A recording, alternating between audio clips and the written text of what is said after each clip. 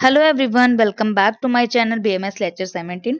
तो आज का हमारा टॉपिक है शतशीन, उरशत, पार्श्व शूल की अलग वीडियो करेंगे। इसमें हम शतशीन और उरशत पढ़ेंगे, ठीक है जी। तो ये प्राणवायु स्रोत की व्याधि है। स्टार्ट करते हैं इसमें। देखो, उरशत क्या होता है? इससे उत्पन्न क्षीणता राजक्षमा का प्रमुख हेतु है। ठीक है, कुछ नहीं है ये। आओ आप निदान पे। देखो, निदान में क्या होता है? आचार्य चरक ने शतशीण के उत्पन्न होने के दो कारण बताए हैं। एक तो बताया कि व्यायाम आदि कार्य अपने साथ से अधिक करना। ठीक है, मतलब कि एक्सरसाइज इतने ज्यादा कर देना जितने आपके अंदर शक्ति भी ना हो, तो उससे क्या हो जाएगा? तुम एकदम शतशीण हो जाएगा और रक्त क्या हो जाएगा? अधिक क्षय हो जाएगा। समझ आया? व्यायाम आदि कार्य अपने साथ से अधिक करना, जिससे क्या हो जाएगा? सद्य ही क्षीण हो जाते हैं और रक्त का अधिक क्षय हो जाता है। दूसरा, उत्तम भोजन का अभाव या मैथुन आसक्त रहना, मतलब ढंग का खाना ना खाना और मैथुन करते रहना, जिसकी वजह से दीर्घकाल क्षीण बना रहेगा, उसको पेन होएगा और देन शुक्र का क्षय हो जाएगा और क्षीण हो जाता है। तो दो कारण है, ये इंपॉर्टेंट भी है। तो इसके अंदर पहला कारण आता है व्यायाम आदि ज्यादा करना, जितना आपके अंदर बल भी ना हो, और जिसकी वजह से क्या हो जाता है? एकदम क्षीण हो जाता है और रक्त का क्षय हो जाता है। दूसरा कारण आता है कि भोजन का क्या होना? अहित भोजन का सेवन करना, मैथुन में आसक्त रहना, इससे क्रोनिक सिटी वाला सचिन होता है। उससे तो सद्या, इससे आपका दीर्घकालीन सचिन होता है और वेदना होगी, जिससे आपका ओज का क्षय और देन सचिन होता है। संप्राप्ति क्या है?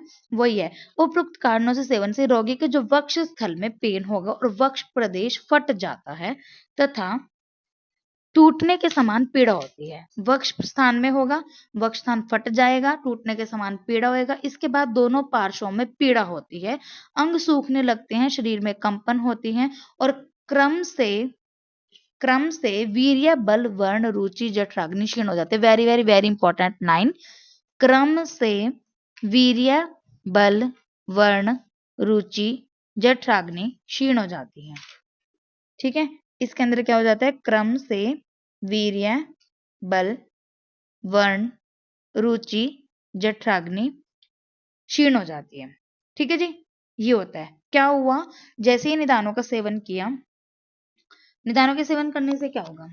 निदानों के सेवन आपका किया, वक्ष स्थान में वेदना होगी, वक्ष स्थान फट जाता है और ऐसा लगता है टूटने के समान पीड़ा होती है, शरीर सूखने लगता है, कंपन होती है।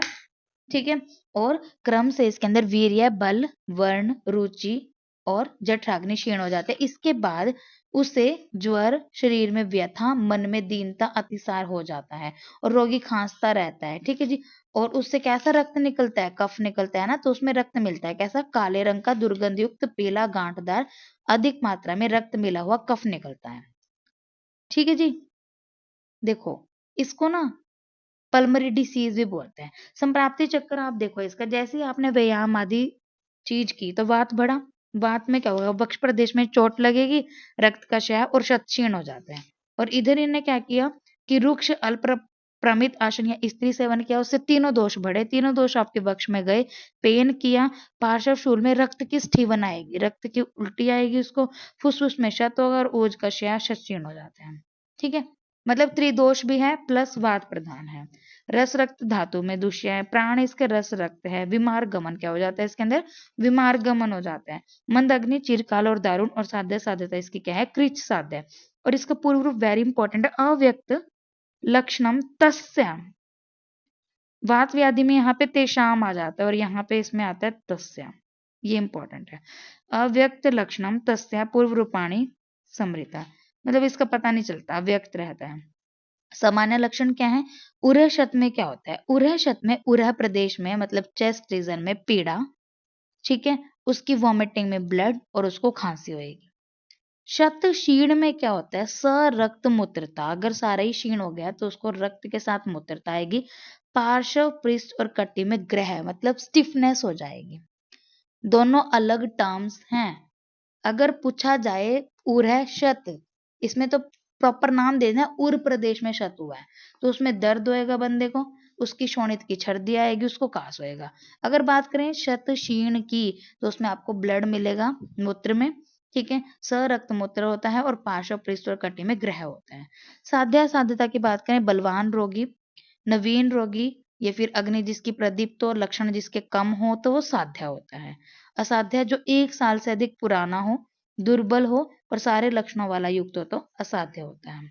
अब इसकी सामान्य चिकित्सा सूत्र इन्होंने बताया हुआ है। इसका चिकित्सा सूत्र आपको याद करना है ये। उरु मत्वा शतम लाक्षा पयस मधु संयुताम सद्य एवं पिबेत अजीर्ण पयस अगाध शर्करा पार्श्व बस्ती रुधि च अल्पित अग्निस्ताम सोरायुताम भिन्न विटक समुत्सा अतिविषा पाठा स वत्सका। कहोगे इतना बड़ा श्लोक है, पर ये करना पड़ेगा। It's very very very important, क्योंकि इसमें और कुछ है ही नहीं पूछने लायक। अगर बात करें ना, 2 ही कंसेप्ट आते हैं इसके। निदान आता है पूछने वाला कि एक तो व्यायाम वाले से होता है, एक स्त्री सेवन और अहित आहार के सेवन से होता है। व्यायाम वाले में बात का प्रकोप, उसमें आपका त्रिदोष वाला होता है। तो ये पूछने वाला है इसमें, और इसमें बस इसकी चिकित्सा का है, यही इंपॉर्टेंट है इसमें। उरु मता शतम लाक्षा पयसा मध्यु संयुक्ताम सद्य एवं पिबेत अजीर्ण पयसा घास शर्करा पाशा बस्ती रुजि च अल्पित अग्निस्ताम सुरायुताम भिन्न विटक सा मुत्सा अतिविषा पाठा स वत्सका। क्या बोला इन्होंने? उरु मता शतम लाक्षा। लाक्षा का प्रयोग आपको कहाँ पे करना है? दूध के साथ और मधु के साथ शत होने पर। उरु मत्वा शत होने पर आपको लाक्षा का चूर्ण का यूज करना है, दूध के साथ और मधु के साथ शत होने पर। उसके बाद आपको शर्करा और दूध लेना है। उसके बाद कह रहे हैं पिबेत अजीर्ण, जिसको इंडाइजेशन है, तो उसमें आपको क्या करना है? दूध के साथ शक्कर मिला के आपको लाक्षा चूर्ण देना है। फिर अगर किसी के पार्श्व और बस्ती में रुजा है, ठीक है, उसको आपको सूरा के साथ मिक्स करके देना है। और किसी को अगर भिन्न विटक है, अगर किसी को अतिसार हो गया है, तो मुत्सा अतिविषा पाठा सवत्सकाम के साथ आपको ये लाक्षा चूर्ण देना है। समझ आई बात? उरु मत्वा शतम लाक्षा। अगर किसी को शत हो गया तो किसके साथ देना है? पयसा मतलब दूध, मधु संयुक्ताम सद्य एवं पिबेत अजीर्ण। किसी को अजीर्ण हो गया तो क्या करना है? पयसा अघात स शर्करा, शर्करा के साथ देना है।